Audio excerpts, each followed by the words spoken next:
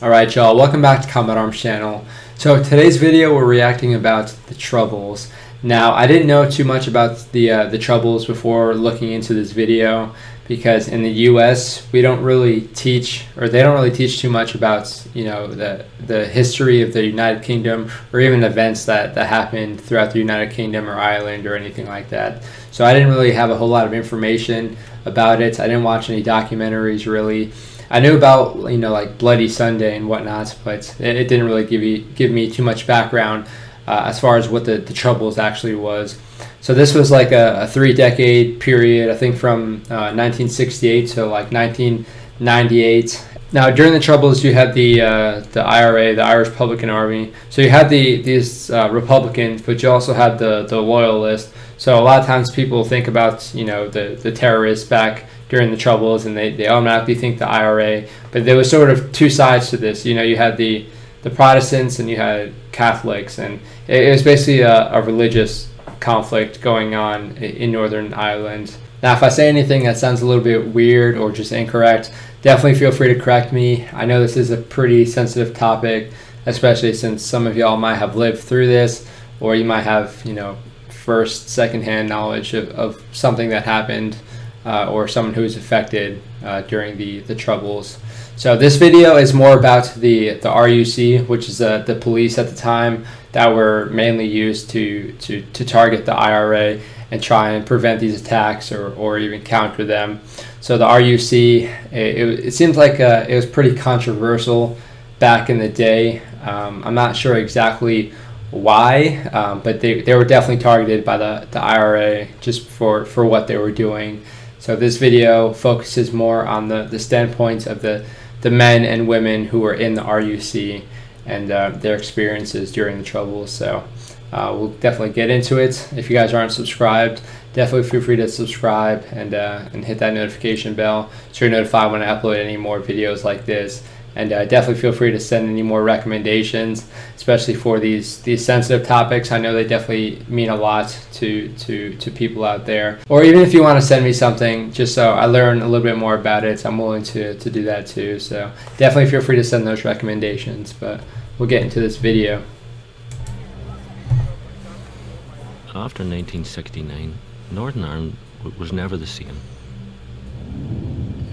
You can talk about buildings, you can talk about jobs, but this thing is just beyond description. The government in London was forced to act. The British Army was sent in to quell the flames. From the ashes, the police force was disarmed and reformed.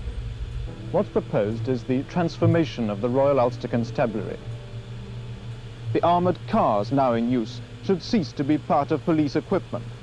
The policy of the general issue and carrying of firearms will be phased out as soon as possible. I think we're at the stage which might be described as being the end of the beginning. I think that one can look forward to the future of Northern Ireland with great confidence, and to my mind, confidence itself is the greatest ingredient to ensure future tranquility.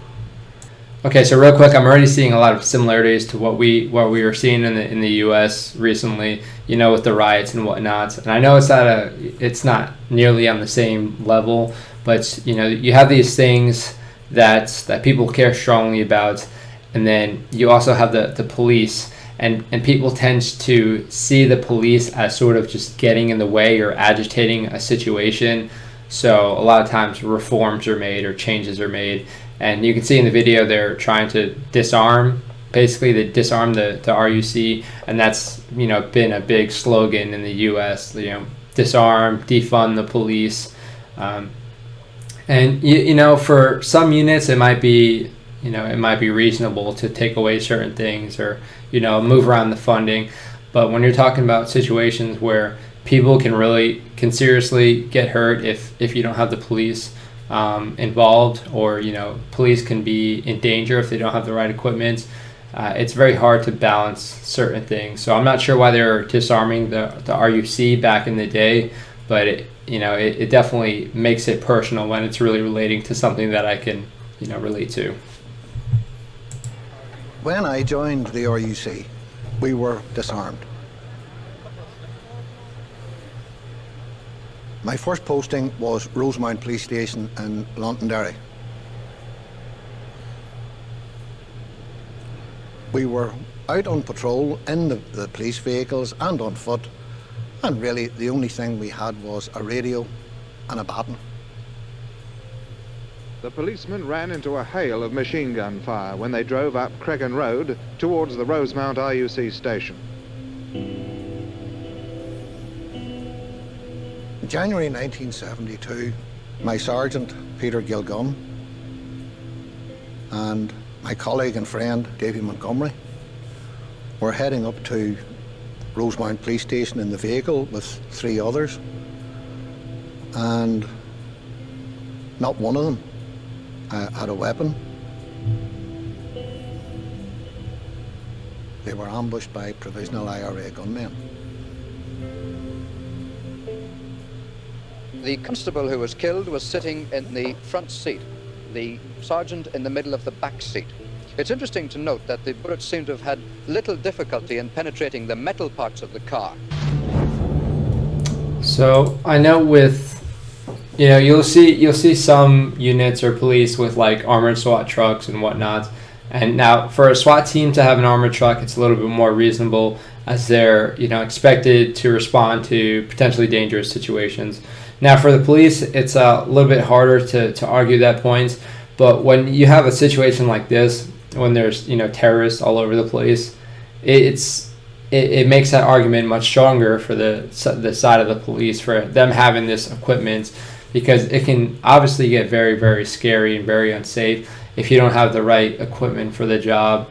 And, you know, when you start to see all these, you know, these officers being killed when you could have done something about it by just, you know, giving them something that they already had, it makes it kind of hard, especially if you're in the police force yourself and you're seeing this happen to your buddies. It can get very disheartening and very scary to know that you don't necessarily have the right equipment for the job. So, and it's hard for me to understand, but I can imagine it must be pretty difficult for someone to want to put on a uniform and go into a situation like that.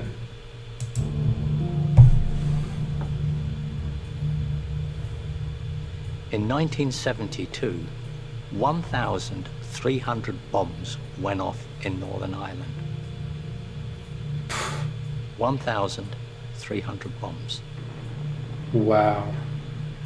And of those 1,300 bombs, every single one of those had people sitting down there, planning it, sourcing them, picking where they were going to do it.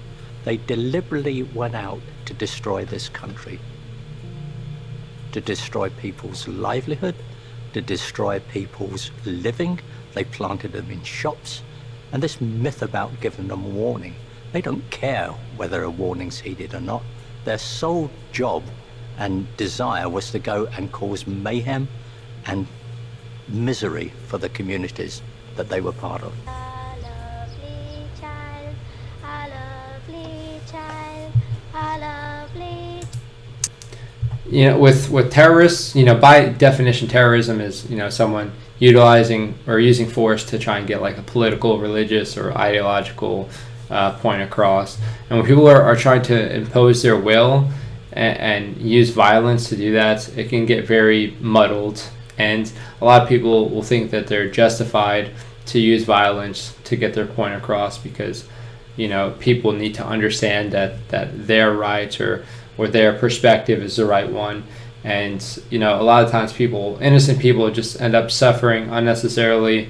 And, yeah, it can get very frustrating if you're in like a police force or someone that's meant to guard these people, and you see this happening all the time where, you know, you're failing or you can't do everything that you wanted to do to save these people.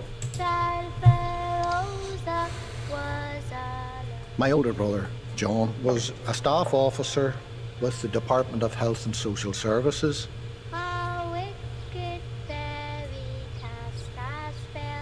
He went out to West Belfast to visit these homes, to get these people the things that they were entitled to under the welfare system. A long time ago,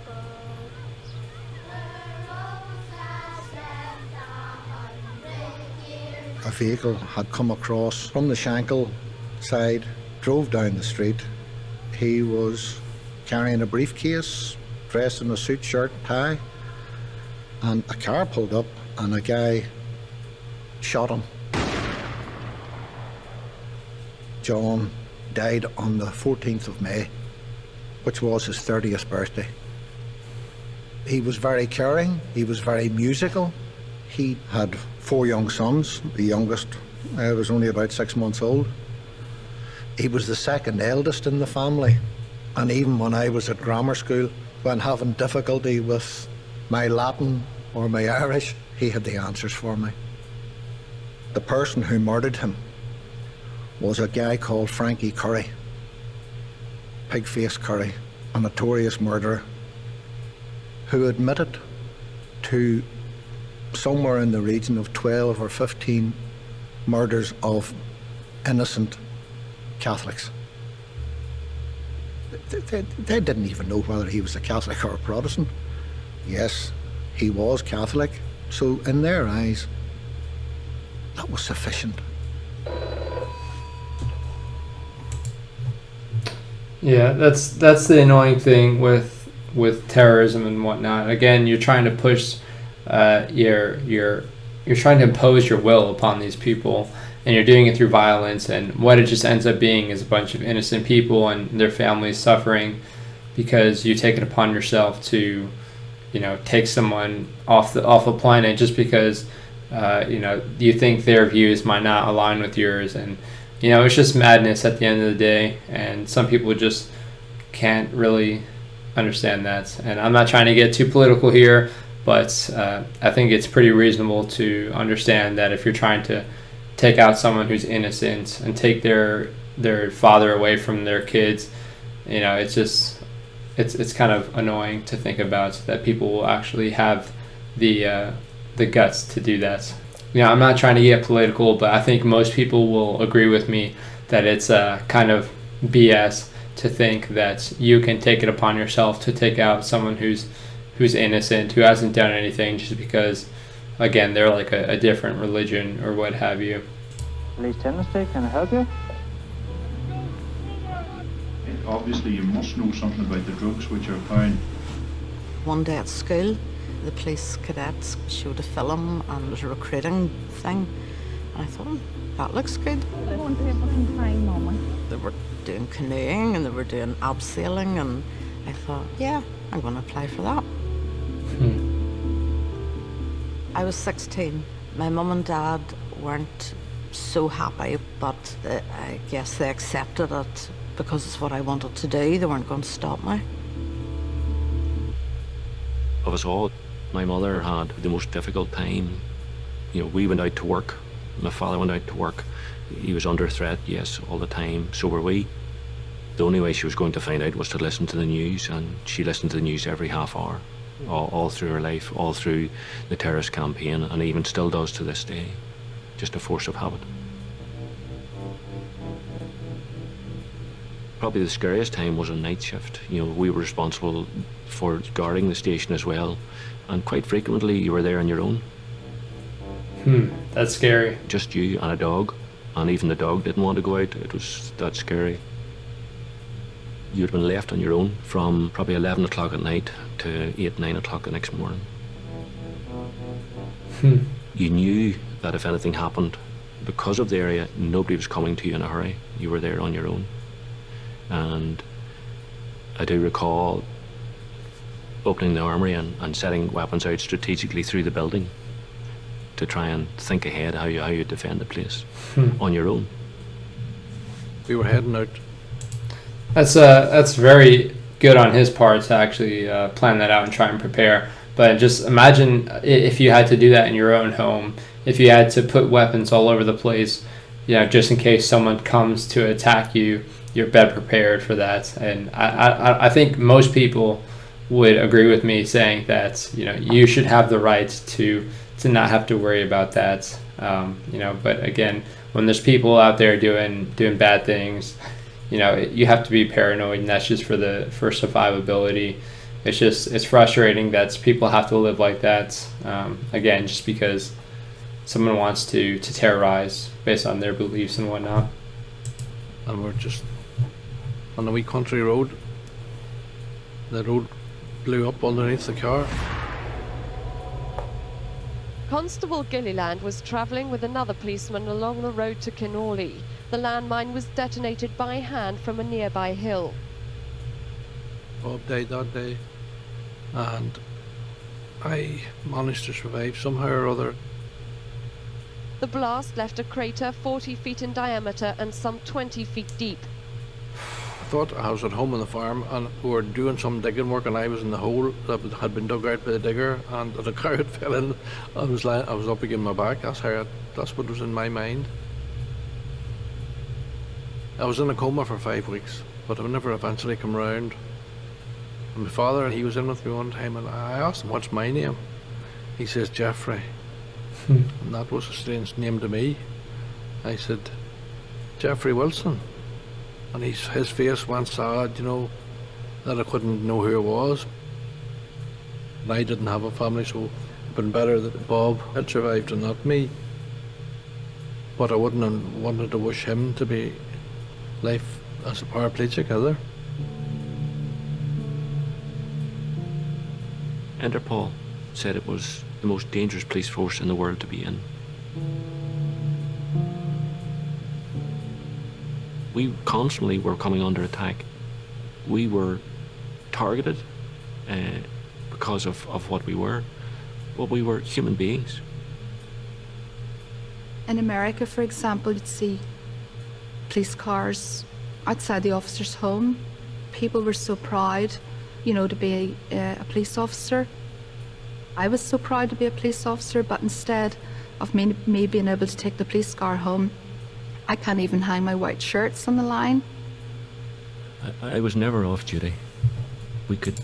That's a very good point. You know, back in the States, you know, a lot of people respect the police officers, and you know, in the societies they sort of meld into what's going on. A lot of people will know who the officers are. They'll interact with them on a daily basis, and they get to build this relationship. So you do have that pride in just having the community, you know, be supportive of what you're doing, and it becomes like a mutual relationship. But when you have, you know, all of this craziness going on, you can't even take pride in what you're doing. And a lot of times, you know, you're putting your life on the line, and people won't even understand or appreciate that. And you sort of just have to hide it. And a lot of times, you can imagine that they're not signing up to have to hide their identity. They join to serve a purpose, and they want to make sure that they can be proud of that purpose and what they're doing. But that wasn't really the case with them. Never drop our guard. Our families were always on the front line too. They were never far from harm's way. That's what came with putting on the uniform, and bearing a firearm and wearing the boots. A terrorist was a terrorist in my book. It didn't matter what camp you were from, you were wrong. You were using violence against innocent people. As far as I was concerned, it was my duty to take the conflict to these people, to stop them, and I would be failing as a police officer not to disrupt them.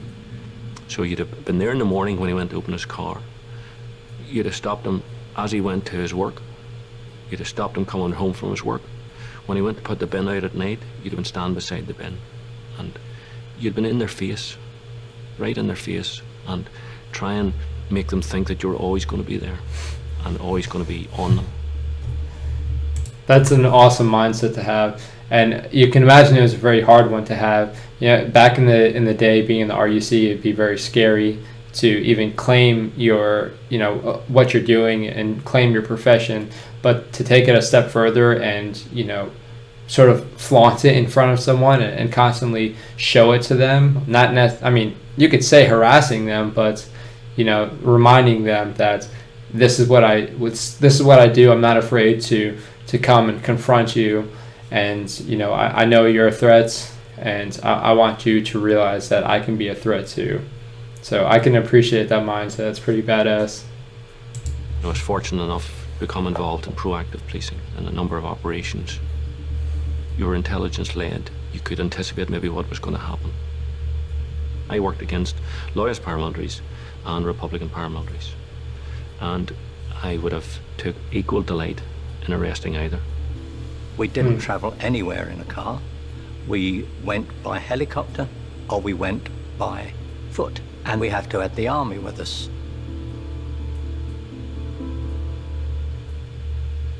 I first came to Northern Ireland in 1971 with the Blues and Rolls B Squadron. I stayed here because I liked the place. I liked the people in it, and I settled here basically from 1977 onwards. I wanted to join the police. I wanted to do something that I thought might help the country. I just felt that I had something to offer. Every time we left the base, we knew that the Republicans, the IRA, was running an operation on us. One day in 1993, we were coming back into Crossmaglen with my friend and colleague, Jonathan Reid. And there's just the two of us on that patrol. As we were coming into the village, we stopped, and there was a car coming in from Castle Blaney. And John stood up to just do a quick vehicle check. And as he stood up, a shot rang out, and John crumpled to the ground. I'm a hit. And I found it's just a little hole. It's a very small hole, ridiculous, the size of it, in his jacket. I could feel the pulse getting weaker and weaker, and I saw his eyes fluttering. I was saying to him, look, John, hold in there. Come on, speak to me, John. He died in my arms very quickly. I never considered packing it in. It got weary at times, I won't deny that. We were working long hours. We were working days without rest days. It was like a treadmill at times. But we had a purpose. I wouldn't leave the people that I worked with. I wouldn't leave the military that often accompanied us. I didn't feel that I should give up this fight because I thought what we were doing was absolutely right. We were the forces of law and order. Yeah, it must have been hard to keep your mind straight during all of that. You know, when all these people are out to get you, you know, it's easy for someone to have like the second thoughts of, you know, is what I'm doing the right thing?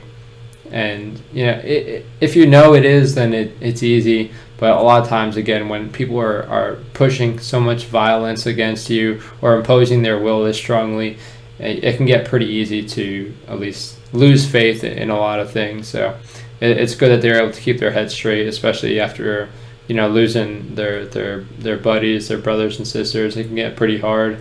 So I mean, it's cool to see their point of view.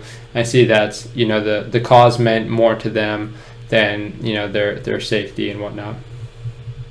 Over 3,500 men, women and children lost their lives in the Troubles. Republicans murdered most of them. Loyalists slaughtered about a third.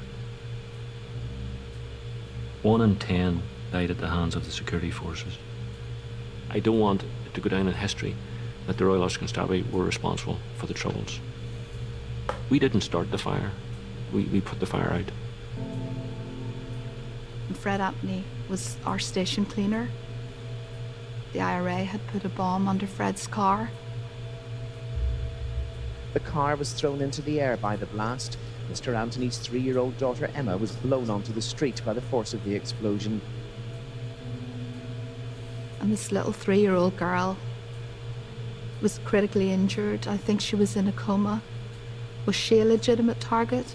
Was Fred a legitimate target? Was his wife and his other child? You know, what's legitimate about that?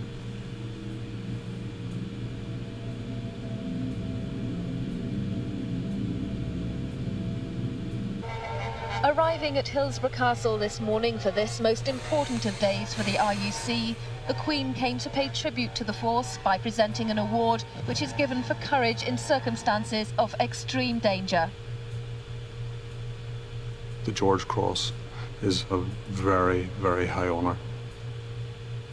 It's the highest award for gallantry, bravery that a civilian can be awarded.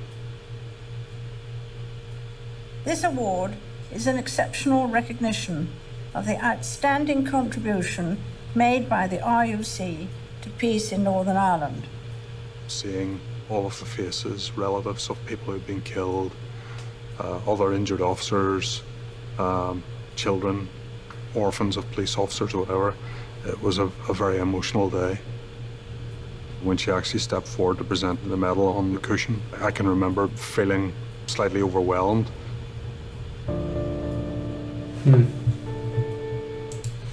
It's cool to see that, you know, after the fact, people were able to get the recognition that they actually deserved.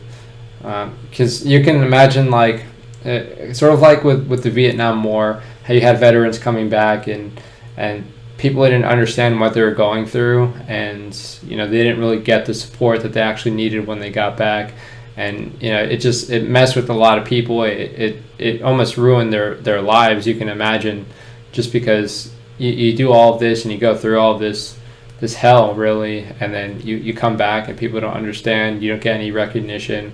So it's cool that they're able to get the recognition at the very least. The RUC was everything to us. Maybe misguided, maybe gave too much to it, but we gave everything.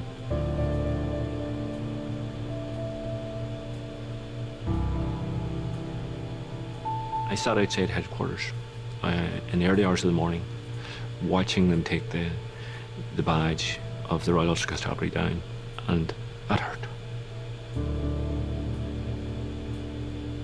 To see it through the troubles, to lose colleagues and friends, and to do the police work, and to fight terrorism, no matter where it came from. And to be told that you're not good enough, and we're going to change the name. And there was a pride, and a pride in that name.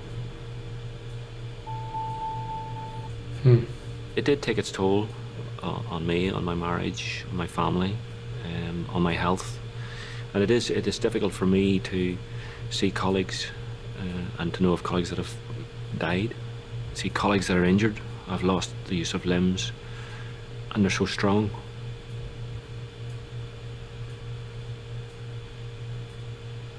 Whereas I struggle.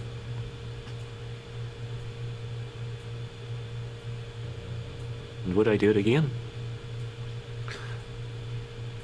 For the good people of this country, yes, I would.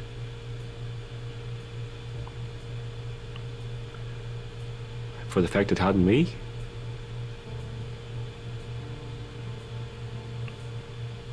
I would have to think long and hard. But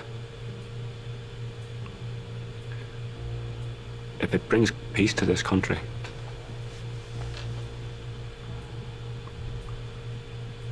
I would do it again.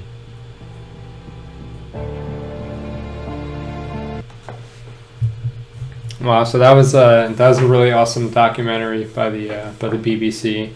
I don't know if I just have a preference for the BBC and what they produce, but I tend to watch more documentaries from the BBC than I would with, you know, the United States programming stations and whatnot.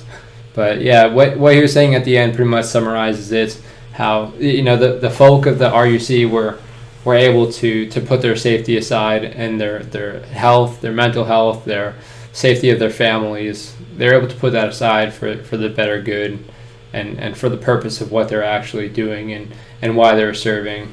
And a lot of people in the military, in the police force, can relate to what he was saying. So I definitely understand what he means, but again, it's hard to relate when you haven't gone through exactly what they went through, and if you don't necessarily know the background. But yeah, this is a very awesome documentary, and you can imagine you can easily get pretty emotional talking about this kind of stuff. But it's good to sort of shed light on everything and shed light on what they did and give the recognition that they deserved. You know, even better late than never. It's good to do it. But yeah, let me know what you guys think about this documentary. I can imagine some of y'all are getting pretty emotional, especially if you can relate a little bit closer than I could. But it's pretty rough to see when like kids and whatnot get injured, especially as like a father and whatnots. But yeah, definitely let me know what you think about this documentary. I think it was very well produced, so kudos to the BBC on this one. But if y'all have any other recommendations for any cool documentaries for me to react to or even just check out, I'm definitely willing to check them out. So I do appreciate you guys watching and supporting the channel. But that is it for this video, so I will see y'all in the next one.